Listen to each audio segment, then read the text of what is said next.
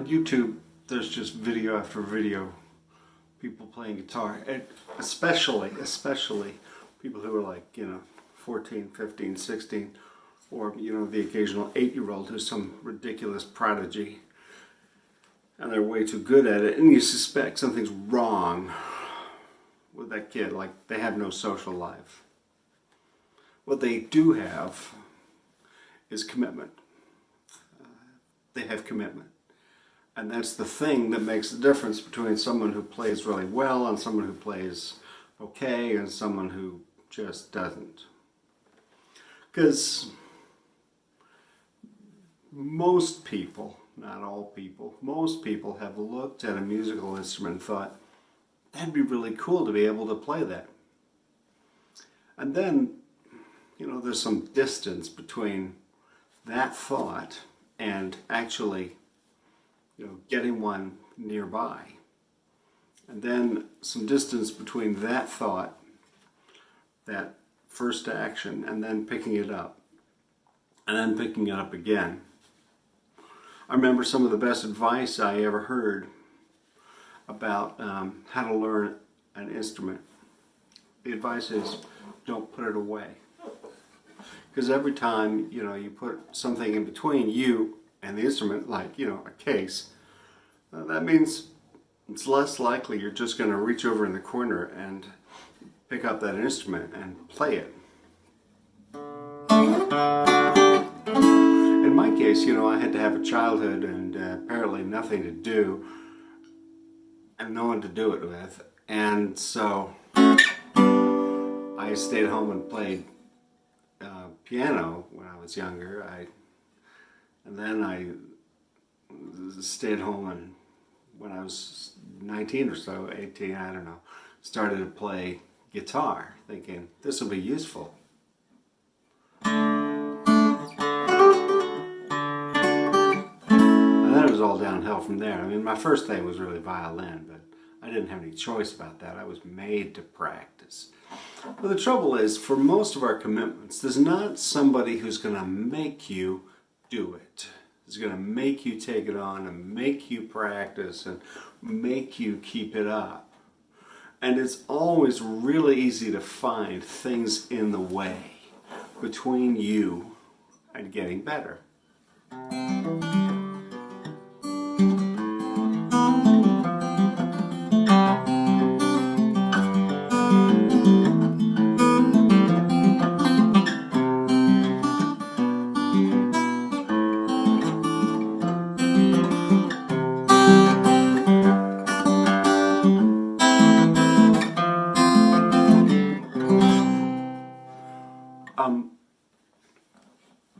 Apart from talent, which some people probably have more of than others, the willingness to do it day after day is the difference between not getting there and getting there, or getting somewhere and then going on being great. I'm not great. There's great players out there. There's just people who shudder the world with their amazingness. Jimi Hendrix or somebody. And most of us will never be that. It's the same with faith, with being a follower of Jesus. A lot of us decided at some point in our lives, I'm going to be a follower of Jesus. And so we learned a few chords, And we made, what prayers did we learn? What Bible verses did we learn? We learned something. We learned something to explain maybe to ourselves or to somebody else what this faith thing is. We learned G, C, and D. Oh, we didn't learn that part because that's the next level. And so we stayed kind of beginner guitar players who said, yeah, I can play a few chords. And the weird thing about guitar and kids who come to camp is that I would ask kids to bring an instrument if they played one when I did high school camp.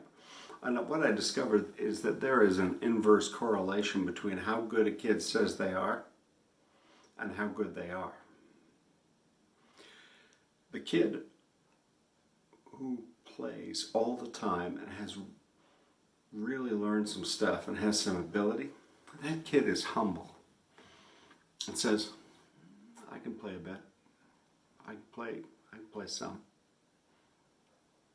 And the kid who has a very loose grasp on a couple of chords, that kid says, yeah, I'm pretty good. I think it's a little bit like that with faith too.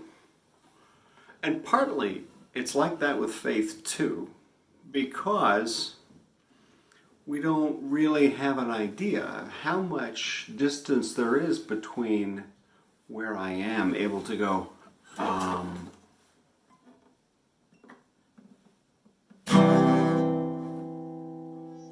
and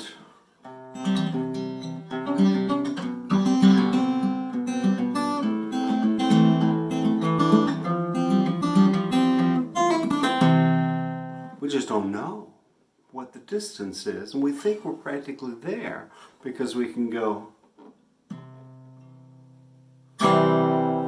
if we can do it that well, which we usually can't. So I'm not trying to brag about me as a guitar player because I've been doing this for 40 years. And yet as a faith person, most of us are thinking we're ahead of where we are. And one of the reasons is we don't know where some other people are. And some other people are living a really high level of commitment. I want to tell you and make sure you understand that Jesus invites us to a ridiculously high level of faith accomplishment and is telling us out front what level of commitment Jesus has in mind.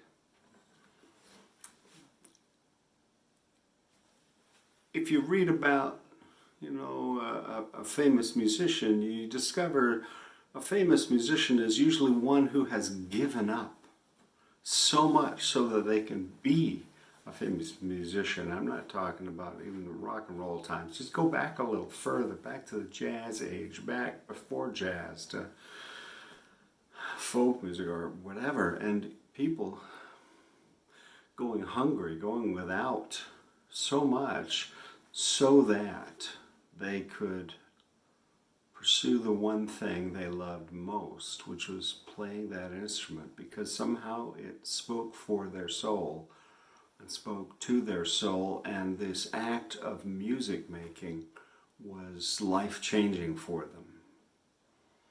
And for people in that situation, in that reality, they would hear Jesus talking about what you pay to take on faith, and they would totally get it. So let me read to you what Jesus said about that. Because it says in Luke chapter 14, large crowds were traveling around with him, and he looked back and he said to them, whoever doesn't carry the cross and follow me cannot be my disciple. Carry the cross. That means you're going off to be executed. Whoever doesn't go off to be executed with me can't even be my follower. If you're not going to follow me there, just don't even bother. Don't even bother picking up the guitar unless you're going to commit to it your whole life. And you're thinking to yourself, because he's talking to a whole crowd that's been following him around, thinking he's pretty cool, thinking he's pretty great, thinking we like following this guy. He's got great things to say. I get inspired by him. And he turns around and says, if you're not willing to just let go of everything and follow me, don't even bother. That's a little harsh. That's a lot harsh. And then he talks about counting the cost. He says this, for which of you, if you intended to build a tower, doesn't first sit down and figure out the cost? Otherwise, to know whether you're going to be able to complete it. Otherwise, you get your foundation in and then you can't afford to do the rest, and your neighbors drive by and see your foundation in the ground and go, what an idiot. Or let's say you're you're a king or president or a leader of a military junta, whatever you are, and you decide to go to war. Don't you first sit down and say, what am I willing to put into this war? And say, I got 10,000 soldiers. They got 20,000. Let me think again about this. I'll go make peace. I won't make war. I'll go make a deal with them. It's going to cost, but it won't cost me 10,000 soldiers. So, don't you count the cost before you go in? And he says, so then, none of you can become my disciple if you do not give up all your possessions. I'm talking to church people here. I'm talking to people who have given up some of their possessions. I am talking to people who have decided that following Jesus is really important. I'm talking to, maybe you, people who've decided to be Christians and to make good decisions and to be moral people and maybe then give a tenth of their income, maybe more, to good causes, to church, to other things, who serve people, who go out and volunteer, who do lots of great things. And you, marvelous, good, what I think of as saintly people, Jesus turns around to the crowd and says, yeah, it's not everything yet. It doesn't count yet. It's not everything. I find that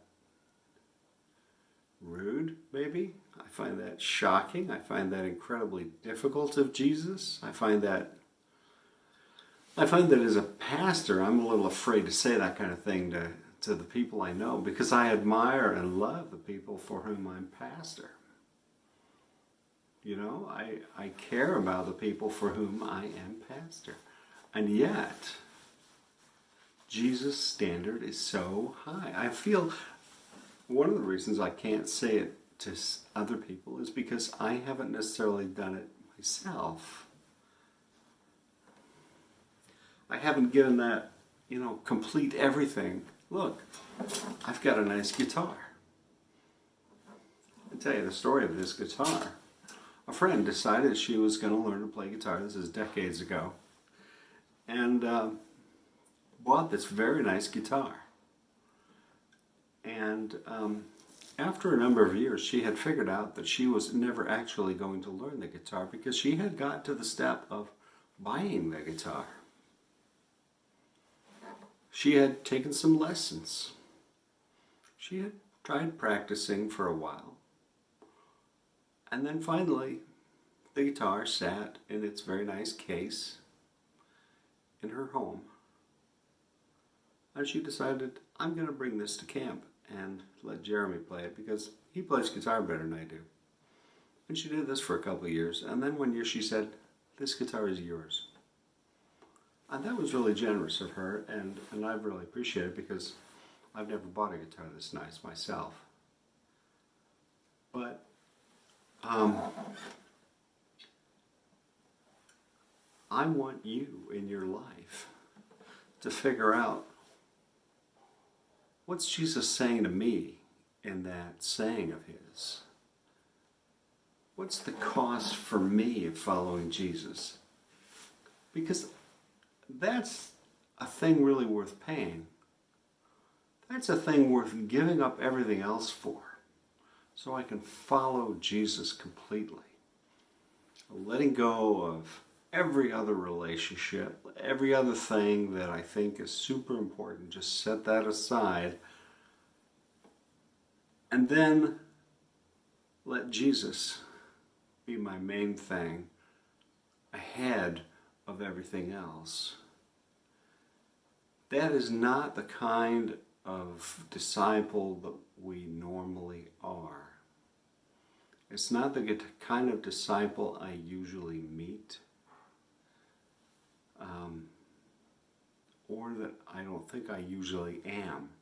But Jesus is telling us, kind of like Jesus would be telling Django Reinhardt or some legendary great guitar player. You have to make this your only thing. The thing that is ahead of everything else. You have to be totally 100% committed. Or else you're just like Jeremy playing guitar and you're okay. But you're not amazing.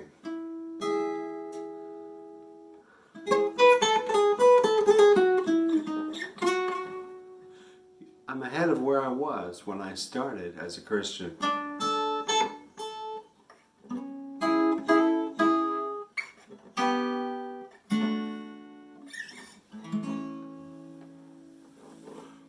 But I am not all the way to a full-on follower of Jesus.